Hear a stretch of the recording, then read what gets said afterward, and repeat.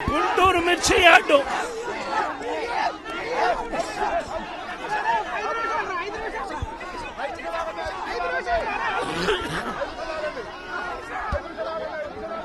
సచివాలయానికి చంద్రబాబు నాయుడు గారి సచివాలయానికి చంద్రబాబు నాయుడు గారి ఇంటికి గుంటూరు మిర్చి యార్డు ఎంత దూరం?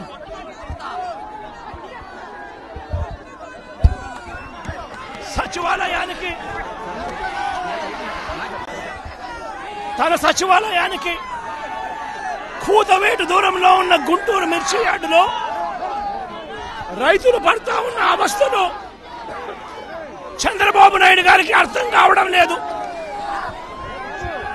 చంద్రబాబు నాయుడు గారికి రైతుల కష్టాలు కనిపించినా కూడా చంద్రబాబు నాయుడు గారి కళ్ళు మూసుకొని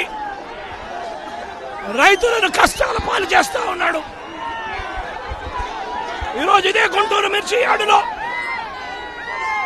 రైతులు పండించిన మిర్చి పంటకు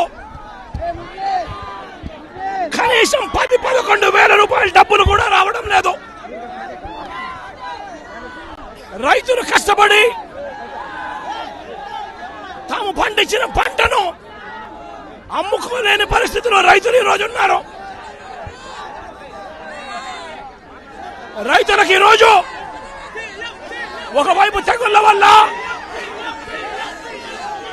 రైతులకు ఇవాళ పంట కూడా మామూలుగా 20 క్వింటాళ్ళ పైన రావాల్సిన పంట ఈరోజు 10-15 క్వింటాళ్ళకే పడిపోయిన పరిస్థితులు కనిపిస్తా ఉన్నాయి. మరోవైపున రేటు చూస్తే నిరుడు సంవత్సరం అంటే వైఎస్ఆర్సీపీ ప్రభుత్వ హయాంలో 21,000 నుంచి 27,000 రూపాయలు పలికిన పంట ఈరోజు కేవలం 10-11 వేల రూపాయలు కూడా కొనే నాథుడు లేడు. రైతులకు పెట్టుబడి ఖర్చులు కనీసం 1,50,000 రూపాయల నుంచి 2 లక్షల రూపాయలు ఖర్చు అవుతా ఉంది. అమ్ముకోలేని పరిస్థితిలో, రేటు లేని పరిస్థితిలో, ఒకవైపున పంట తెగుళ్ల వల్ల పంట ఈల్డ్ కూడా తగ్గిన పరిస్థితుల్లో రైతు ఈరోజు బ్రతకడానికి కష్టపడతా ఉన్న పరిస్థితి ఇదే గుంటూరు మిర్చి యార్డులో మిర్చి పంట వేసిన రైతుల పరిస్థితి ఇది. రాష్ట్ర వ్యాప్తంగా ఏ పంట తీసుకున్నా కూడా కందులు గాని, మినుము గాని, పెసరు గాని, టమాటో గాని, పత్తి గాని, ఇలా ఏ పంట తీసుకున్నా కూడా రైతులకు గిట్టుబాటు ధరలు రాని పరిస్థితి ఈ రోజు ఈ రాష్ట్రంలో కనిపిస్తా ఉంది. మరోవైపున చూస్తే చంద్రబాబు నాయుడు గారు రైతులను దళారీలకు అమ్మేసిన పరిస్థితి కనిపిస్తా ఉంది. ఈరోజు వైఎస్ఆర్సీపీ ప్రభుత్వ హయాంలో రైతు జీవితంలో వెలుగులు చూడడానికి ప్రవేశపెట్టిన సంస్కరణలన్నీ కూడా ఈరోజు అన్ని కూడా కనపడకుండా పోయే పరిస్థితిలోకి వచ్చాయి. ఈరోజు గ్రామాలలో ఆర్బీకే వ్యవస్థ ఈరోజు గ్రామాలలో నిర్వీర్యమైపోయిన పరిస్థితి. ఈ క్రాప్ వ్యవస్థ నిర్వీర్యమైపోయిన పరిస్థితి. ఈరోజు గ్రామాలలో రైతులను చేయి పట్టుకొని నడిపించే ఈ ఆర్బీకే వ్యవస్థ ద్వారా గతంలో పంటలు కొనుగోలు జరిగేటివి. ప్రతి రైతు కూడా ఈ క్రాప్ కింద రిజిస్టర్ చేసుకున్న ప్రతి రైతుకు కూడా గిట్టుబాటు ధరలు వచ్చే విధంగా ఆర్బీకేలో ఈ మాదిరిగా పోస్టర్లు కనిపించేటివి.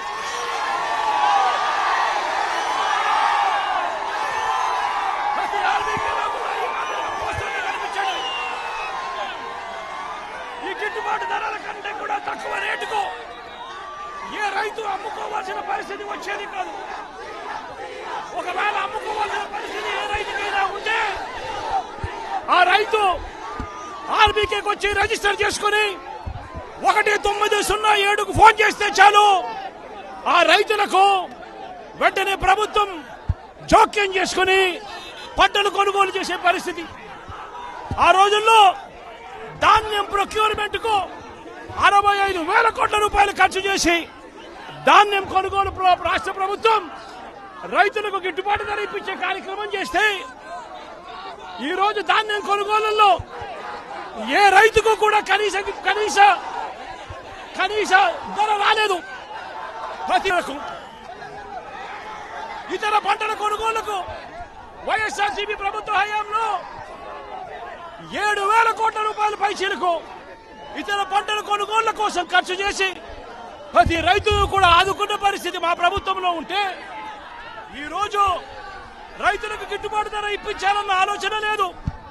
ఆర్బీకేల ద్వారా కొనుగోలు చేయాలి అన్న ఆలోచన లేదు. ఒక నంబర్ ఫోన్ కొడితే చాలు ప్రభుత్వం స్పందిస్తుందన్న నమ్మకం ఈ రోజు రైతుల్లో కూడా కరువైపోయిన పరిస్థితులు ఈ రోజు రాష్ట్రంలో కనిపిస్తా ఉన్న పరిస్థితులు. ఈ రోజు ప్రతి వ్యవస్థ కూడా నిర్వీర్యమైపోయిన పరిస్థితి. ఆర్బీకేలు నిర్వీర్యమైపోయాయి. ఆర్బీకేలో అనుసంధానంగా ఉన్న ఇంటిగ్రేటెడ్ ల్యాబ్స్ ఈ రోజు నిర్వీర్యమైపోయినాయి. గతంలో ఎవరైనా కల్తీ విత్తనాలు అమ్మాలనుకుంటే ప్రభుత్వం ఉంది అని చెప్పి భయపడే పరిస్థితి నుంచి ఈ రోజు యథేచ్ఛగా ప్రభుత్వమే దగ్గరుండి ఆర్బీకేల ద్వారా ఎరువులు సప్లై, విత్తనాల సప్లై ఆపేసిన కార్యక్రమం జరుగుతూ ఉంది. ఎరువుల సప్లై, విత్తనాల సప్లై, పెస్టిసైడ్ సప్లై ఆర్బీకేల ద్వారా పూర్తిగా తగ్గించిన పరిస్థితులలో ఈ రోజు ఎరువులు కొనాలంటే రైతులు ప్రైవేట్ బ్రోకర్ల దగ్గర కొనాల్సి వస్తా ఉంది. ప్రైవేట్ డీలర్ల దగ్గర కొంటే వాళ్ళు కనీసము 100 రూపాయల నుంచి 400 రూపాయలు బ్లాక్ లో అమ్ముతా ఉన్న పరిస్థితి ఎరువులకు సంబంధించి. ఈ రోజు క్వాలిటీ కంట్రోల్ చేసే విషయంలో ప్రభుత్వం పూర్తిగా ఫెయిల్ అయిపోయిన పరిస్థితులు కనిపిస్తా ఉంది. నాణ్యమైనటి మాత్రమే అమ్మే పరిస్థితి గతంలో ఆర్బీకేల ద్వారా చేస్తే రాష్ట్ర ప్రభుత్వం ఈ రోజు నాణ్యమైనటివి ఏవి కూడా రైతులకు సప్లై కాకుండా ఉండే పరిస్థితి ఈ రోజు రాష్ట్రంలో నెలకొని ఉంది. ఇప్పటికైనా రాష్ట్ర ప్రభుత్వం కళ్ళు తెరిచి రైతులకు పెట్టుబడి సహాయం కింద వాళ్ళు ఇస్తామని చెప్పిన పీఎం కిసాన్ కాక 20,000 రూపాయలు ఏదైతే ఇస్తామని చెప్పారో అది కూడా రైతులను మోసం చేసిన పరిస్థితిలో ఈ రోజు రాష్ట్ర ప్రభుత్వం కనిపిస్తా ఉంది. రైతులకు ఈ రోజు 0 వడ్డీ రాని పరిస్థితి ఈ రోజు రైతాంగం మీద కనిపిస్తా ఉంది.